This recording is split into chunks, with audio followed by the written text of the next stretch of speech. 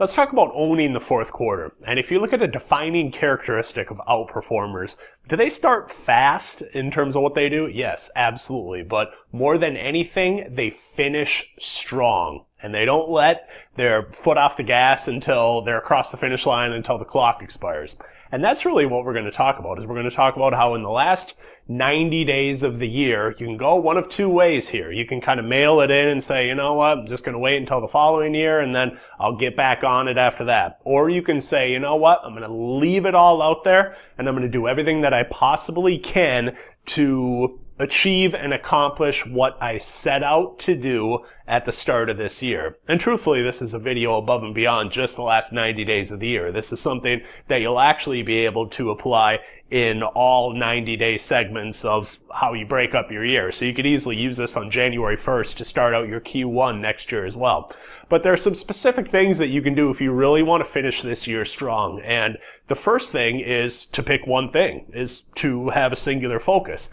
And you know what? If you really look at it, and if you look at saying, just imagine, you and I are sitting down and having a cup of coffee or beer, a glass of wine, whatever it might be, on December 31st. And you look at me and you're like, you know what, Scott? Crushed it in the last 90 days of the year. Like, really outperformed in these last 90 days. What would need to happen for you to say that to me? What would you need to get done? What would you need to make happen personally or professionally for you to say that to me? And you know what? You might be a business owner, you might be watching this video, and you have lots of different metrics and lots of different things that you are responsible for, but there's probably one thing that you're really going to be graded on, bottom line revenue or anything else, that stands out above everything in terms of the one thing that is really the marker of whether you've outperformed. And when you look at one thing, it will rein in your focus, it will give you that singular kind of concentration and attention to be able to go after that. And certainly, can you have a couple of different things that you're looking towards that you want to get done in the last 90 days of the year?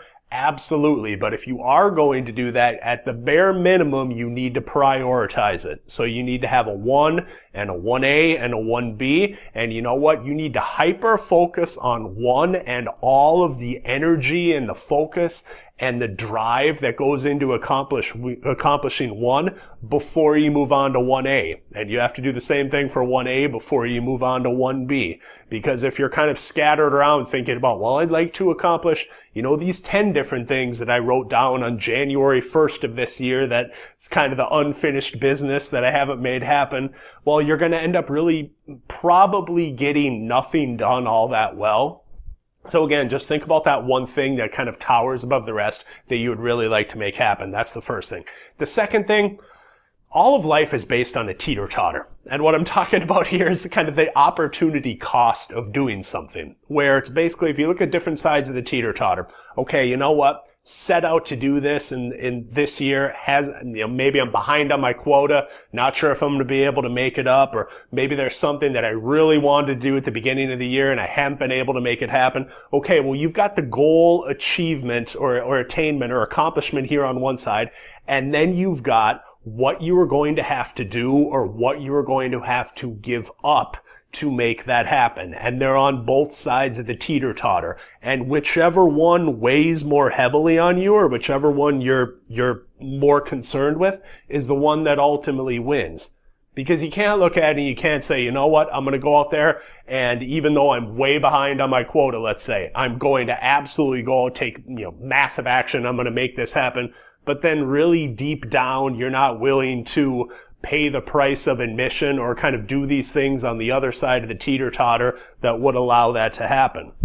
And I think someone famous once said, half of knowing what you want is knowing what you'll have to give up to get it. And this is looking at it and saying, you know what, if I want to get something done in the last 90 days of the year, what am I going to have to give up potentially to make that happen? Like, maybe I have to spend less time on social media. Maybe I have to forego some happy hours with friends or with coworkers. Maybe I have to show up at the office just a little bit earlier. Maybe I have to give up watching some football or watching some TV at night. Like, what are you going to have to give up that's on this side of the teeter-totter, and are you willing to do it? It's a very honest, objective conversation for you to have with yourself. It's not right or wrong, but I don't like it when these things are incongruent either with myself or with other people, where it's like, well, you're telling me you want this, but you're telling me you're not willing to do that. It's part of the reason that I truly believe we can accomplish, we can achieve anything that we want in life with the singular focus. And if you are truly willing to pay that price of admission and give up and do these things on this side of the teeter-totter that it will take to make that happen. So that's the opportunity cost. And then the last thing, in a way, 90 days is a really long period of time. In another way, it's nothing. It's a very short period of time. And I kind of look at this like when I first started training for marathons. Usually Tuesdays would be the speed work days. Let's just say that you're going to train for 90 days for a marathon. I used to hate going and doing this, but kind of golden rule of something I've learned in life is that usually the things that we want to do the least are the things that will benefit or will enhance our performance the most. So specifically these Tuesday workouts, speed sessions that will make you faster. Well, in the course of a 90-day training program, I didn't have to look out and I didn't have to say, you know what, I've got 90 days of training for this thing. I would look at it and I would really just say, you know what, I've got 12 times that I know I need to do this speed work. Once I've done it one time, okay, 1 down, 11 to go. Next time, 2 down, 10 to go. Next time, 3 down, 9 to go. So on and so forth. And if you've read my sales book, you know that I'm a fan of actually theming your days, like giving your day a theme or kind of a focus on what you want to accomplish. And the two examples that I use in my own life and that I reference in the book are money-making Mondays and follow-up Fridays. And it's just basically where every Monday I wake up and assuming that I don't have a speaking engagement or something else going on, I will singularly focus on revenue generating activities on that Monday morning and kind of the low hanging fruit and the things that I can go after to be able to make that happen. And then follow-up Fridays is closing up the things that may have popped up throughout the week, the unfinished business, like the meetings I'm still trying to solidify, the speaking engagements I'm still trying to close, consulting opportunities, coaching clients, so on and so forth. But doing that on Mondays and doing that on Fridays helps to rein in my focus and helps when I have that theme for me to be able to know exactly what I'm going after. And when I say this to you, certainly, you can do the Aristotle thing, like we are what we repeatedly do, and you can just say, I need to do this every day for the next 90 days, and that's okay.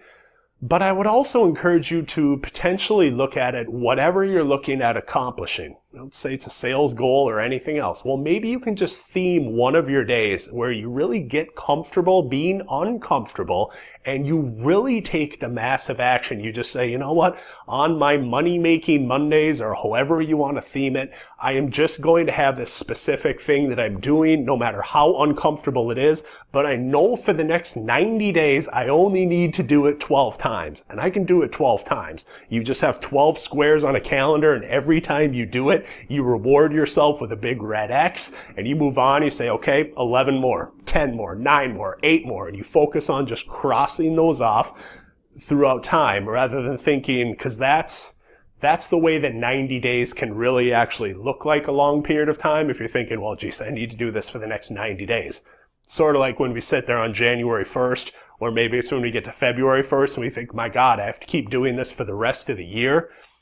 It's just when you kind of theme it down and chunk it down into how many Tuesdays do I have to do speed work or how many Mondays or Fridays do I have to do these activities, it allows you to kind of wrap your hands around it and allows you to just kind of own that and see that there is a light at the end of the tunnel for all the hard work and blood and sweat and tears that you're putting into doing something and that you're putting into achieving and accomplishing this goal. So I hope that makes sense. Again, just quickly to recap, pick one thing, have that singular focus. The bare minimum, if you have multiple things you're going after, gotta prioritize them. 1A, 1B, 1C. Look at the opportunity cost and the teeter-totter. It's fine if you want this, but are you willing to do and are you willing to give up that to make it happen and have that honest conversation with yourself?